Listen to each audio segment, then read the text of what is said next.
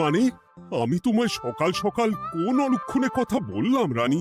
আমি তো কিছুই বুঝতে পারছি না। বললেন না, অলক্ষণে কথা বললেন না। ভুলে যাবেন না, আমি আপনার এই কৃষ্ণনগরের রানী। আমি তো তোমায় একটু কোনো কথা নয়, নিজের কাজ নিজে করুন, বুঝলেন? অন্দরমহলে আমার অনেক কাজ আছে। নিজের কাজ নিজে করব? আমি তোমার স্বামী, আমি তোমার কাছে এইটুকু আবদার করতে পারি না? হ্যাঁ,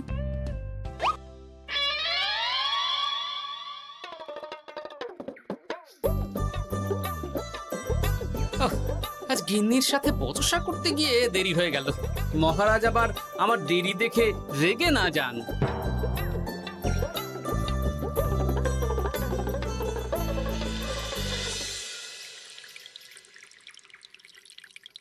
হ্যাঁ, তুমি কথাটা খুব একটা মন্দ বলনি মন্ত্রী। এতে রাজ্যবাসীরও উপকার হবে, আর রাজকোষেরও খুব একটা চাপ পড়বে না। তাহলে মহারাজ সব ঘরে ঘরে এই বার্তা পৌঁছে দিই। কি এত বড় সাহস তোমার? আমার মুখে মুখে কথা বলছো? যাও, বেরিয়ে যাও বলছি আমার চোখের সামনে থেকে। তোমায় আর দেখতে চাই না।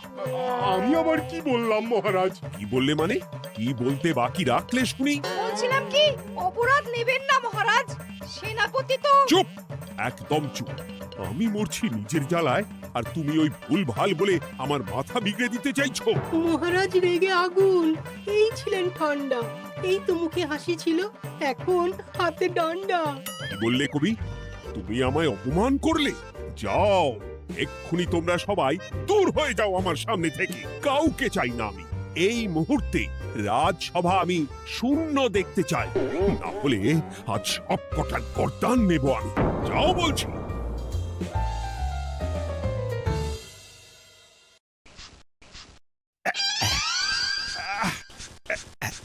আহা, একটু শান্তি হলো।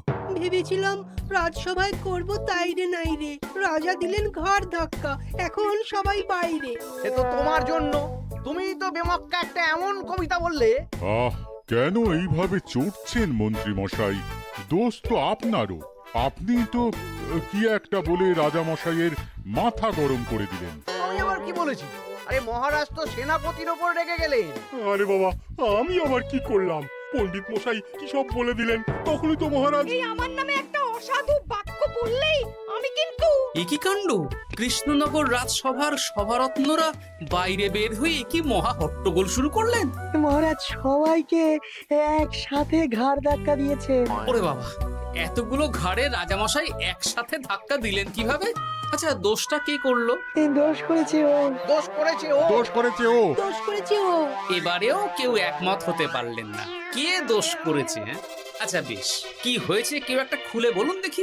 আমি বলছি, মহারাজ বেশ খোশ মেজাজি ছিলেন, কিন্তু হঠাৎ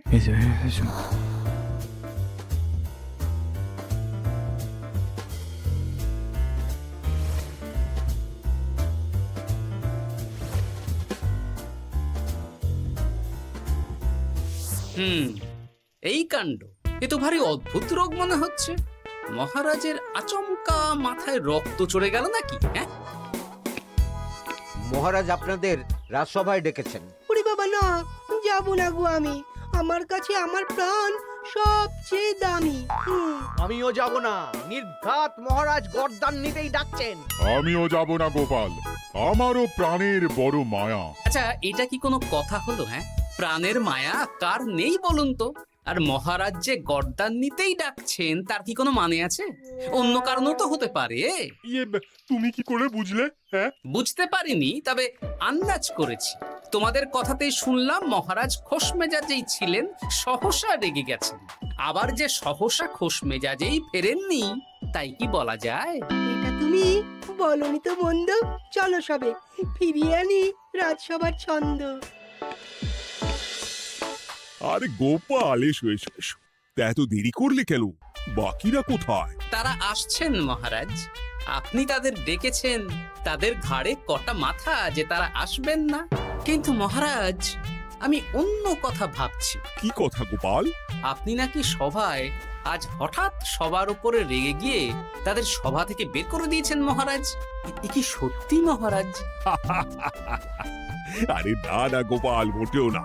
বলতে পারো আমি সবার সাথে একযোগে একটা রসিকতা করছিলাম। আমি দেখছিলাম সবাই আমার রসিকতা কেমন বুঝতে পারে। তাই নাকি? আসলে তুমি ছিলে না বলেই এরা কেউ আমার রসিকতা ধরতে পারেনি। এ কি সত্যি মহারাজ? আপনি সত্যি আমাদের উপর কোনো রাগ করেননি? হুম, এ কি এই সব কিছুই আপনার রসিকতা ছিল? ও মা, তাই নাকি মহারাজ? এই যে আপনি শুনিয়ে দিলেন কথা কড়া কড়া, সবকিছুই ছিল আসলে নিছক মজা করা। আহ, আবার যত সব বাজে বকছো তোমরা। এত কথা কেন? তোমরা কেউ আসলে মহারাজ কৃষ্ণচন্দ্রের রাজসভার যোগ্য নও। যাও যাও, দূর হয়ে যাও। কিন্তু মহারাজ, এই যে আপনি বললেন। আহ, তুমি সবার আগে যাও তো। তুমি হলে সব নষ্টের গোড়া। যাও বলছি, আমার আর ভালো লাগছে না। যাও। জব বাবা।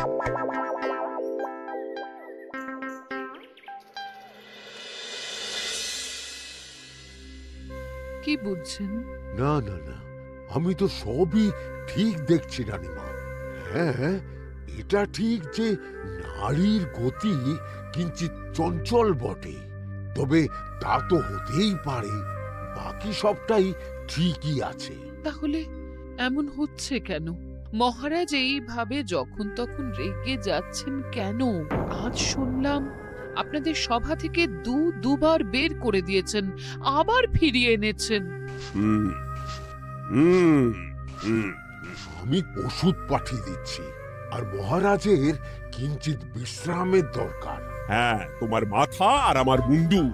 বলি, আমি বিশ্রাম নিলে রাজকার্যকে চালাবে শুনি তুমি, নাকি ওই অকর্মার ঢেকি মন্ত্রী? না মানে ওই আমি। যাও, আর আমার কথা বলতে ভালো লাগছে না। আমাকে একটু একা থাকতে দাও।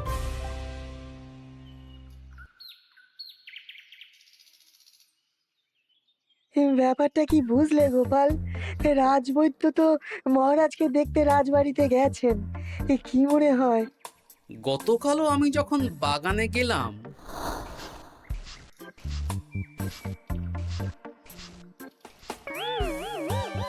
গোপাল, তোমার কি মনে হয় মহারাজকে কোন রোগে ধরেছে?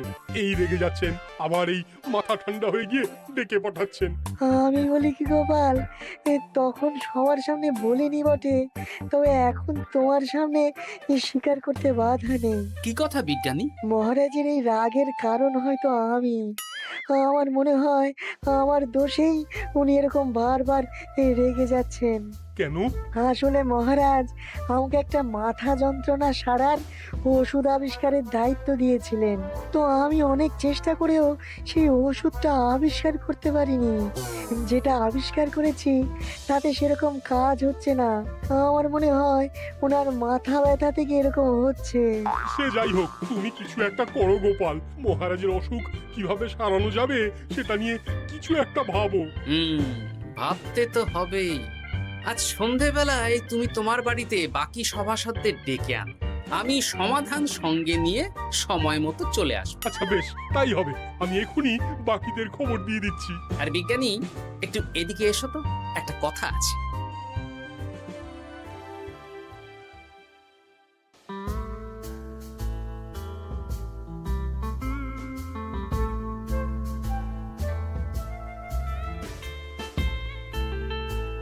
গো, বলি এইভাবে ঘুরলে কি মহারাজের ব্যামো সেরে যাবে?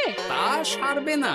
তার চেয়ে এক কাজ করি, কিছুটা আলু আর ছোলা সেদ্ধ করেছি, তার সাথে নুন, লঙ্কার গুঁড়ো আর লেবু দিয়ে মেখে আলু কাবলি বানিয়ে দিই, কি বলো? হ্যাঁ, দাও দাও দাও, মন্দ হয় না। মহারাজের মন উচ্চাটন। তার কি কারণ? মাঝে মাঝে আসছেন আর মহারাজ রেগে আগুন হয়ে যাচ্ছেন, আবার যেই সে ব্যামো ঠিক হয়ে যাচ্ছে মহারাজ সেই আগের মতন। তার উপর আবার সভাসদেরা মনে করছে তাদেরও কোনো দোষ আছে। তাহলে দুয়ে দুয়ে চার করতে হবে, কিন্তু কিভাবে কিভাবে কিভাবে? এই নাও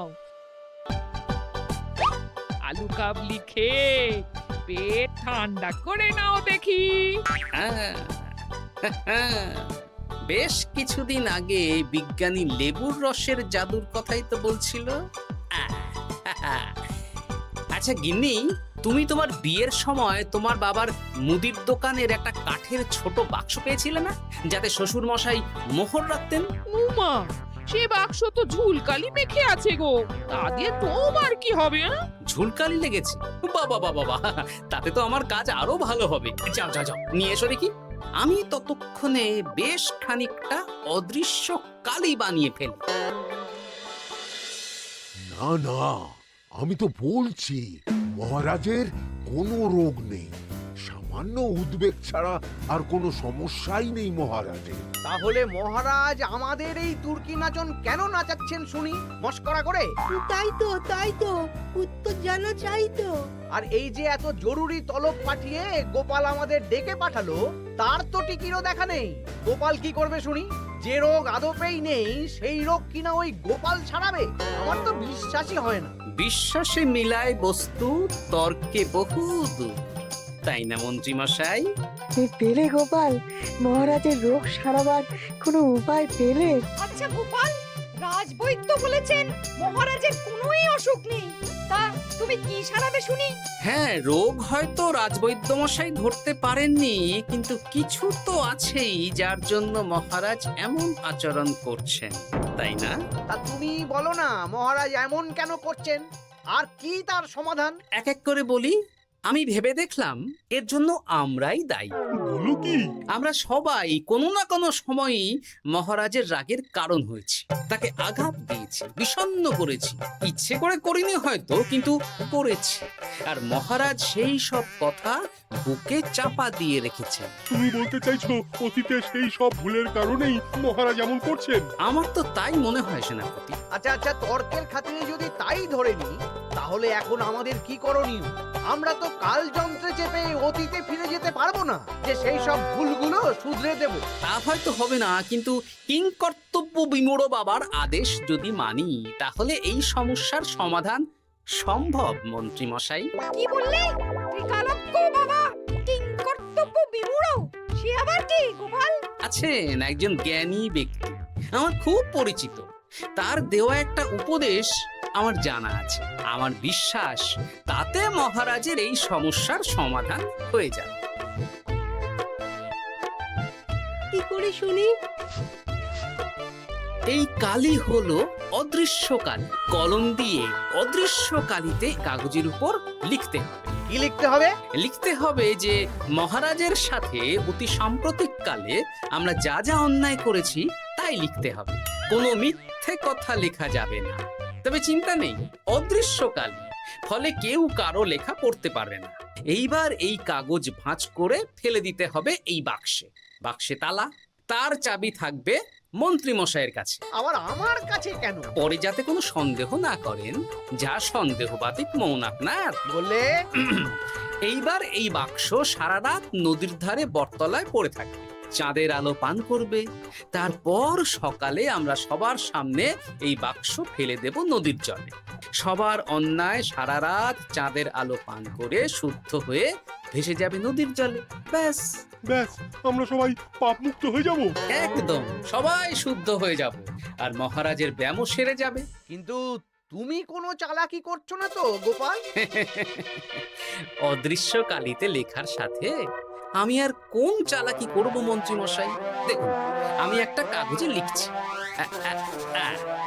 কি কিছু বোঝা যাচ্ছে? সত্যি তো কিছু বোঝা যাচ্ছে না যে আদৌ কিছু লেখা হয়েছে কি হয়নি। তাহলে লেখা শুরু করা যাক। এক এক করে লিখুন আর কাগজ ভাঁজ করে বাক্সে ভরে দিন। আর হ্যাঁ, একদম মিথ্যে কথা লিখবেন না, তাহলে কিন্তু লেখাগুলো অদৃশ্য থাকবে না, ফুটে উঠবে। আচ্ছা গোপাল, বুঝেছি।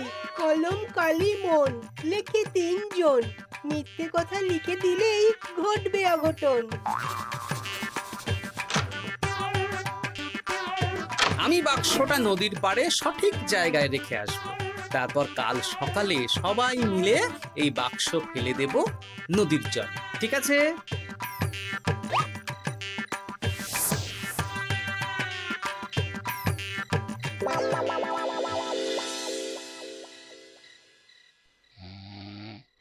কথায় আছে, মনে যা আসে বলে যাও, ভুলেও লিখো না, তাহলেই বিপদে পড়বে।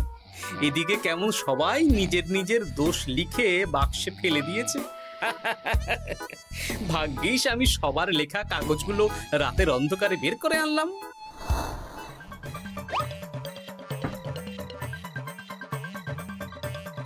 এইবার এই কাগজগুলো ঢুকিয়ে দিলেই কেল্লা ফতে। এখন সবার পাপের স্বীকারোক্তি আমার হাতের মুঠোয়।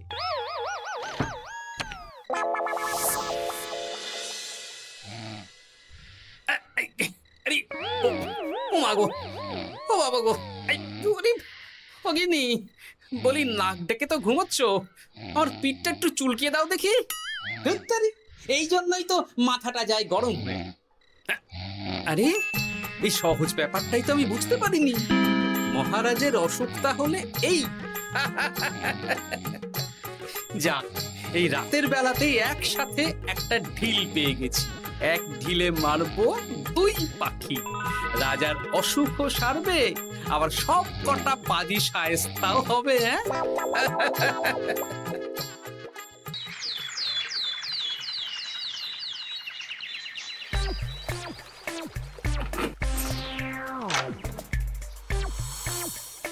কি এইবার শান্তি হয়েছে তো মন্ত্রী মশাই?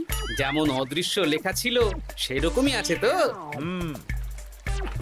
কিন্তু এতে কি মহারাজের রোগ সেরে যাবে? যাবে না মানে? মনে করুন সেরে গেছে।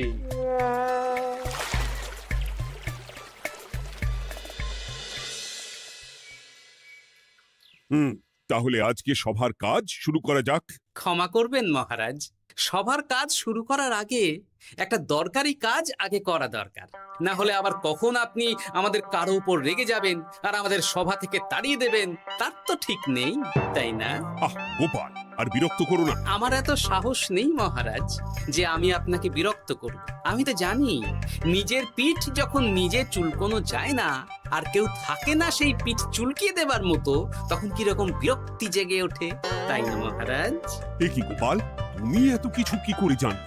জানাই তো আমার কাজ মহারাজ। আর এও জানি যে আপনার এই বিরক্তির পেছনে সভাসদগণের ভূমিকা ঠিক কি। তার মধ্যে তুমিও আছো গোপাল, তাই না? আছি, পুরো মাত্রায় আছি মহারাজ। তবে হ্যাঁ, আমি কিন্তু তাই বলে রাজকোষের হিসেবে গোলমাল করে মহারাজের কোপের কারণ হইনি মন্ত্রী মশাই। এটা কি গোপাল আন্দাজে বলছে? না হলে কাল অদৃশ্য কালিতে আমি কি লিখেছি সেটা জানলো কি করে? এই, আমি যা লিখেছি সেটাও কি গোপাল পড়ে ফেলেছে নাকি? যাকে পড়লেই বাকি, সব লেখা তো ওই নদীর জলে ভেসে গেছে। আমি যে লিখেছি তার প্রমাণ কি? তবে আর চিন্তা নেই মহারাজ, সমস্যার সমাধান হয়ে গেছে।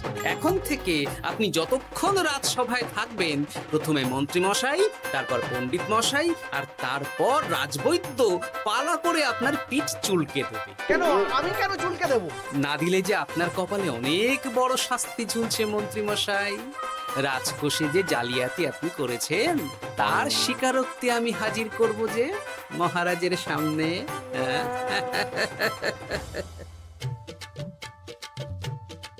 এই নিন মহারাজ, মন্ত্রী মশাইয়ের পাপের স্বীকারোক্তি। আপনি আগে মন্ত্রী মশাইয়ের লেখাটা পড়ুন, তারপর একে একে সকলের স্বীকারোক্তি দিচ্ছি। এ কি মন্ত্রী, তুমি রাজকোষ থেকে 500 মোহর চুরি করেছো, আর তার বদলে সেই হিসেব তুমি পুকুর পাড় বাঁধানোর খরচ হিসেবে দেখিয়েছো। এই সেরেছে, এটা ফুটে উঠলো কি করে? সে অনেক কাণ্ড মন্ত্রী মশাই, বাকিদের সবারটাই আছে, এত জেনে কাজ কি? না না, জানতে তো হবেই। তাহলে শুনুন, এই অদৃশ্য কালি আসলে লেবুর রস। গতকাল রাতে আমি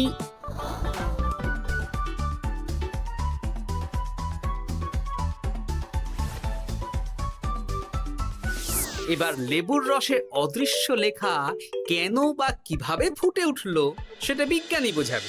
লেবুর রসে লেখা আগুনের তাপে ধরলে ফুটে ওঠে, কারণ লেবুর রসে থাকা অম্ল কাগজের সাথে থাকা শ্বেত সারের সাথে বিক্রিয়া করে এবং তাপ পেলে সেই বিক্রিয়া দ্রুত হয়ে কাগজের শ্বেতসার রাসায়নিকভাবে পরিবর্তিত হয়ে গাঢ় রং ধারণ করে। অনেক দিন আগে বিজ্ঞানীর কাছে ব্যাপারটা জেনেছিলাম, আজ কাজে করে দেখালাম।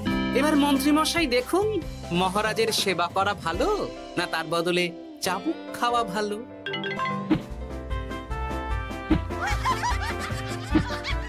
ওরে বাবা না, না, উফ! আগে যেমন বুনো ওল তেমনই তো বাঘা তেঁতুল হবে মন্ত্রী মশাই। যা, রাজা মশাইয়ের মেজাজ আবার বিগড়ে যাওয়ার আগেই কাজ শুরু করে দিন ও বাকিদেরকে সেবা করার সুযোগ করে দিন। আজ থেকে ভুল হলে শুধরে নেব ভুলকে। মন্ত্রীমশাই মহারাজের পিঠ দেবে চুলকে।